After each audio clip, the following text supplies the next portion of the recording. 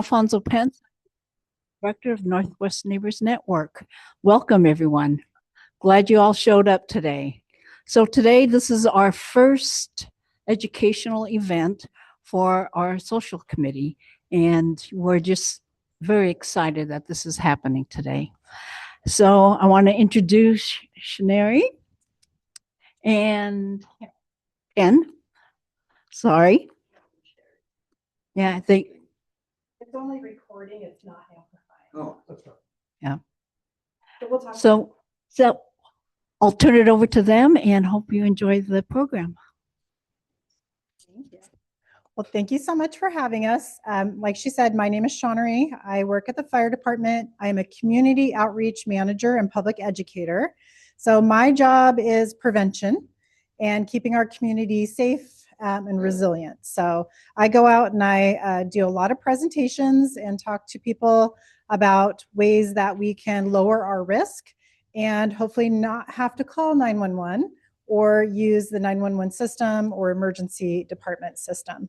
So today we're going to be talking about aging in place safely. But before we start, I want to tell you a little bit about South County Fire. We are one of the largest fire agencies in Snohomish County. We have 15 fire stations, including the one that's just all the way up across the parking lot there. We have about 350 uniformed firefighters that work around the clock every day to answer your call.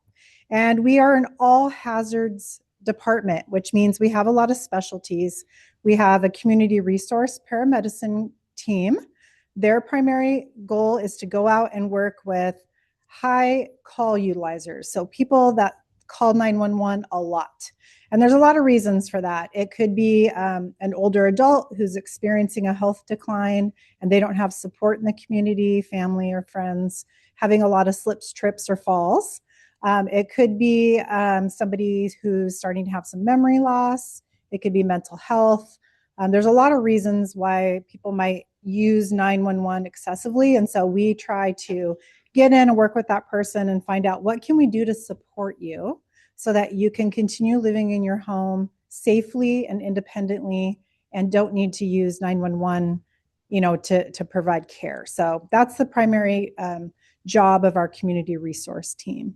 And then we have hazardous material team. We have marine units, including a boat that can deploy out on Lake Ballinger here. We have, bike teams. We have lots of different teams that can help keep the residents in South Snohomish County safe. We cover from South Everett, kind of Mariner High School area, all the way to the county line. So Edmonds, Briar, Mount Lake Terrace, Mill Creek, Linwood, and then the unincorporated area of Snohomish County. So about 300,000 residents in 57 square miles and growing. We can't grow out in land area, but we can certainly grow up, which we are, because the buildings are getting taller and we're getting more people into a smaller footprint. So we'll continue to see that population rise. And our older adult population is the fastest growing population in our country. So we want to make sure that we're outreaching to older adults because our ultimate goal is that you get to stay in your home where you're most comfortable, where all your things are, where you're the happiest for as long as you're able. So if that means we help bring in services that you don't even know that you're eligible for through your insurance programs or provide you support in any way, we want to do that. So today it's going to be aging in place safely. And I just have my laptop to keep me on track because I like to talk. And then I also get distracted and I say, get off topic. So our objectives today are to understand what challenges you face as you get older, as your loved ones get older. I am going to be 55 this year, so I'm already looking towards the future. I downsized my home from a tri-level 2,000 square foot home down to a 1,100 square foot Rambler. Best thing I ever did. I can clean it in 1 hour. It's so nice. I know. So, yeah. Well, I have one of those robotic vacuums too that help me every day. Yeah. So you got to have strategy too. So I'm already looking towards the future. My parents, we downsized and gotten them into a place where they can be more socially connected, near some friends. And so I know what what the options are out there, and I'm already looking towards the future for myself and then taking care of my parents as well. When we're in our home, we want to create a safe environment from our top risks, which are falls and fire.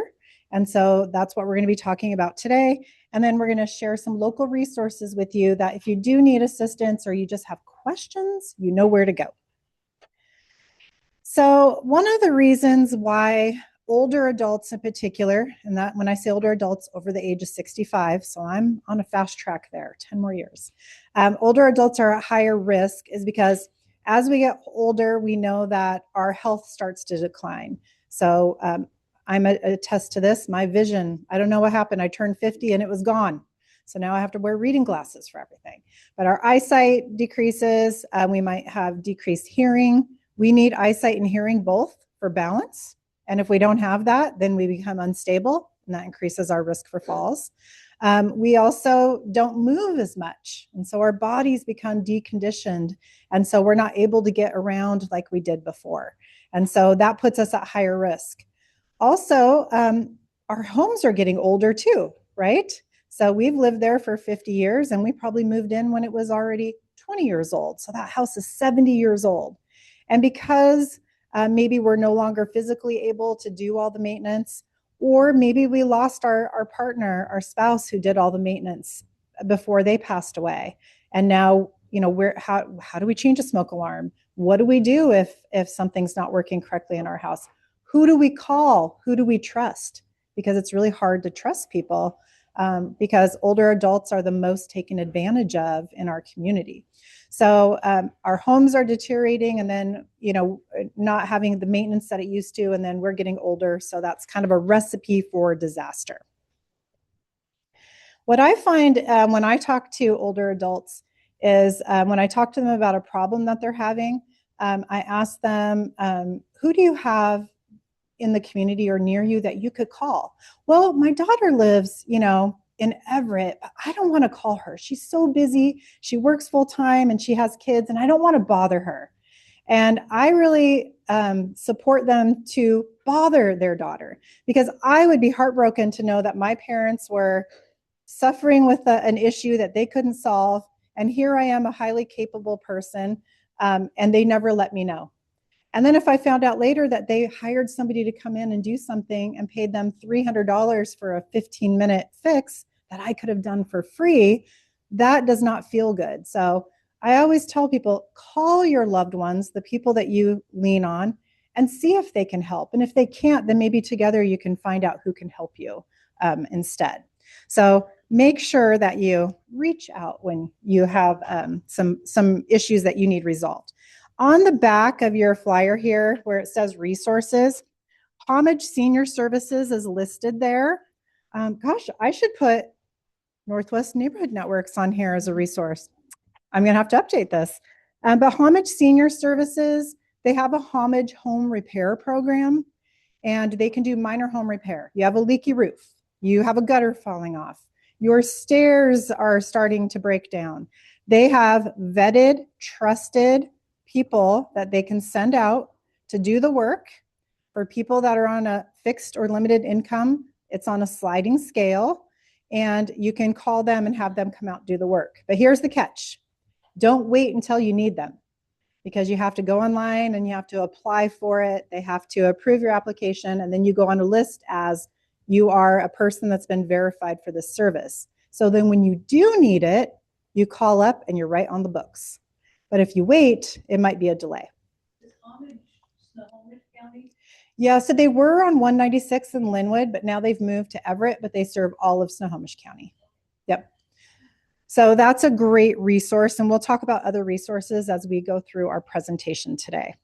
So first, let's talk about when we start increasing our risk, or what does that look like? And so sometimes we can identify it within ourselves. Sometimes we can see it in other people when we see that maybe they are needing some more help. So the first thing we do is look at basic activities of daily life. So are they having difficult cooking for themselves? When we usually see it is when we see a cooking fire that happens.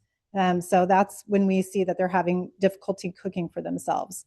Or if they've suddenly started losing weight, It could be a medical condition. It could just be that cooking or making meals is getting too hard. And so they just don't do it. So there's Meals on Wheels. There's options out there. Fred Meyer has some really good microwavable meals. My son is a bachelor. He lives on that stuff, and it's pretty good stuff. So there's options out there if you want to have a little bit more independence choosing what meals you have, or if you sign up for Meals on Wheels, that's an option too. I've never had a meal from Meals on Wheels. I can't attest to the good, the bad, or not. Oh, I can attest to it. How is it? It's some of the meals are really good. There are a few, it's like, okay, but they're pretty darn good. But you plan the meals with them. They usually make lots of the meals and will, hey, we've got these together this week, and they will bring them to you in your door.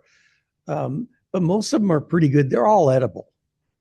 It's not like military food, okay? It's all edible. Thanks, Kim. So beyond cooking, bathing, dressing, kind of basic self-care, you might see that go downhill. I know that my grandma was deathly afraid of taking a bath or a shower her last couple of years, and so we helped her with that.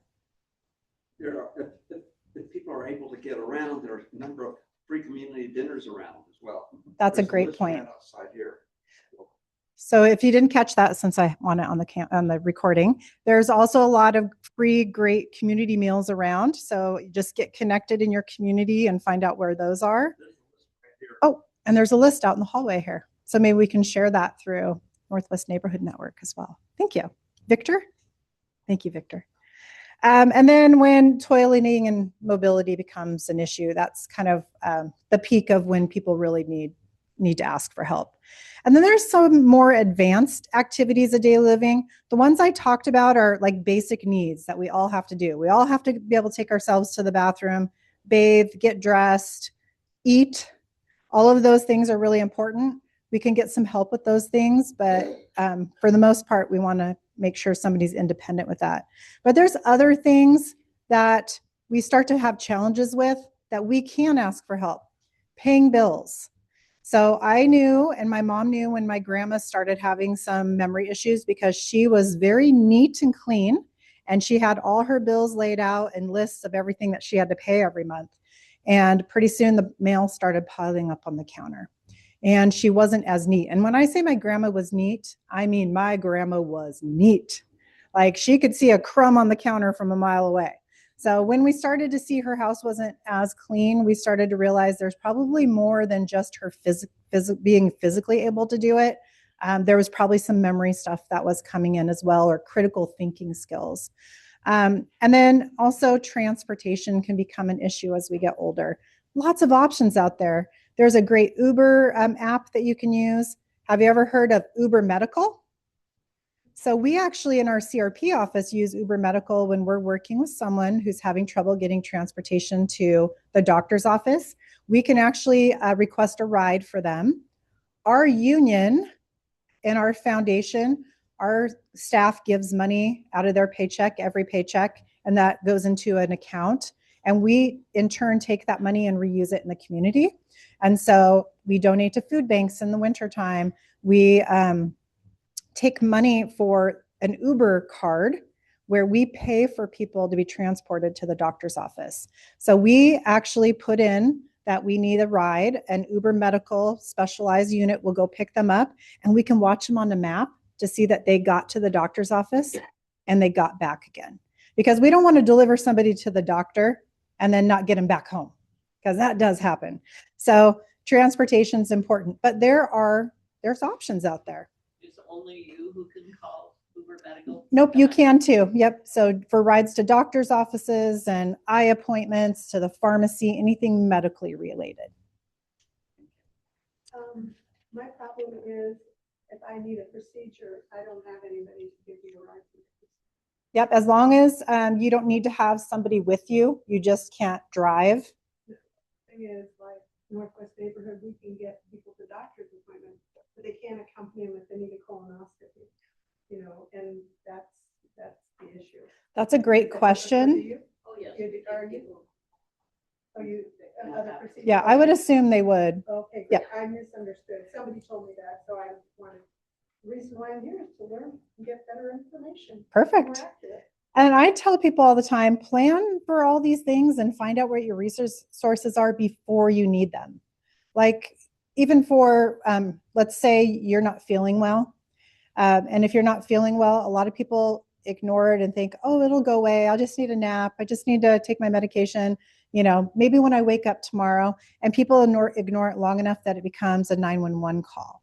And so what I educate people to is, if you're not feeling well, there's probably a reason. First, maybe just drink some water, because we are just dehydrated for the most part. So drink some water, see if that helps. A lot of people get dizziness when they're dehydrated.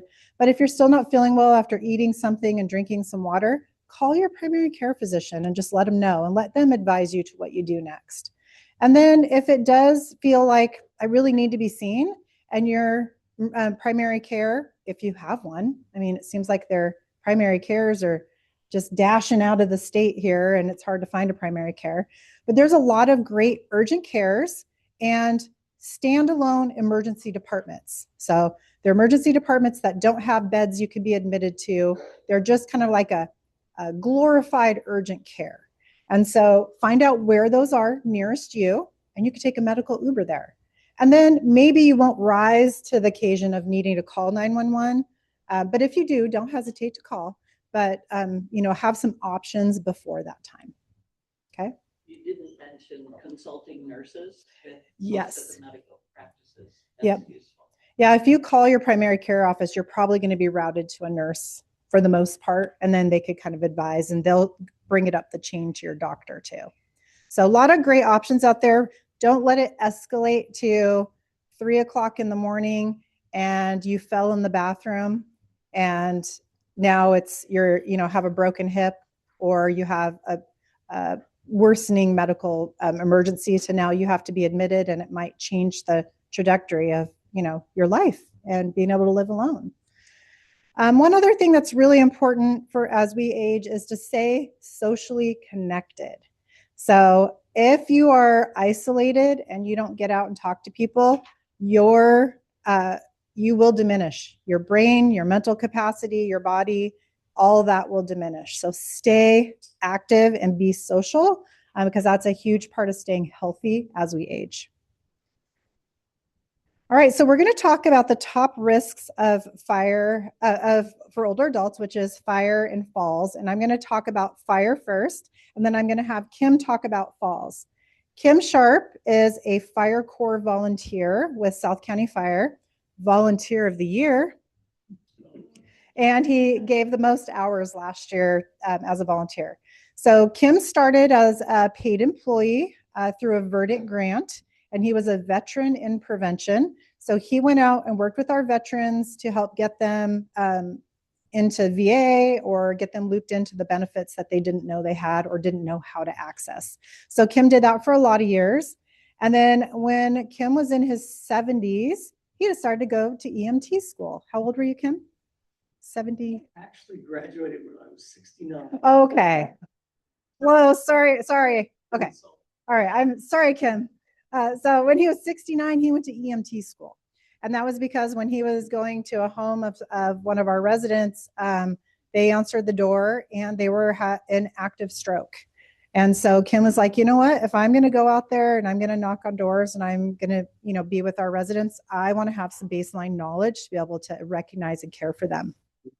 Before that, he had been there for a number of years. He'd been very active through ham radio with emergency communication. And he still does that. So he's one of our disaster gurus, and he's part of our disaster team for South County Fire and Community Emergency Response Team training.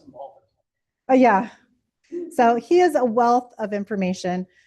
He was a community health worker, so he worked with our high-risk residents, and he's transitioned to a volunteer. And he comes out and helps with all of our community events, teaching fire extinguisher training and first aid. He is a valuable part of our organization. And I say I am quickly approaching being deemed an older adult, and he is an actual older adult, so he has firsthand knowledge. And Kim and I go way back, and we joke with each other all the time. But he is great for our organization, and he helps us out a lot. So he's going to be talking about falls. Before we get there, I'm just going to talk quickly about medication safety, because medication is a top cause of falls and people not waking up for fires. So when we are on medication, sometimes they can make us sleepy or drowsy. When we are sleepy or drowsy, we shouldn't be cooking. That's kind of one tip. But also, if you're feeling excessively sleepy or drowsy, that's a call to your primary care doctor, because maybe that medication isn't working with you. When you talk to your primary care doctor, disclose all the medications that you're taking, including all the vitamins and supplements that you're taking. Right now, we have like a huge a bulk of our population that are taking lots of different supplements. If my mom sees it on YouTube, it's the new best thing and she's taking it. And so I caution her to let her doctor know so that she's not taking something that's going to counteract with a medication that she's been prescribed, because that one's probably important. And so make sure that your medications are reviewed by a pharmacist and also by your doctor. And if you're getting medications from multiple, so my grandma used to get some medications from the Navy base, from the commissary, and then those would get mailed to her, and then she'd get some medications from the pharmacy. Those two computer systems didn't talk to each other. And so the pharmacy and the Navy didn't know which medications the others were taking. So you have to be proactive in sharing that information. All right. It's helpful to do what they call a brown bag. Just take all your medications, put them in a bag, and then bring them, rather than just go by a list, because then it relies on the patient to report that they're taking. Yeah. Much better to use the physical approach. Put everything in a bag, bring it. Are you still taking this? No, don't take this. Yep. And check those. That's a great idea. Another thing you can do is just ask for a printout from each of the pharmacies and bring that as well.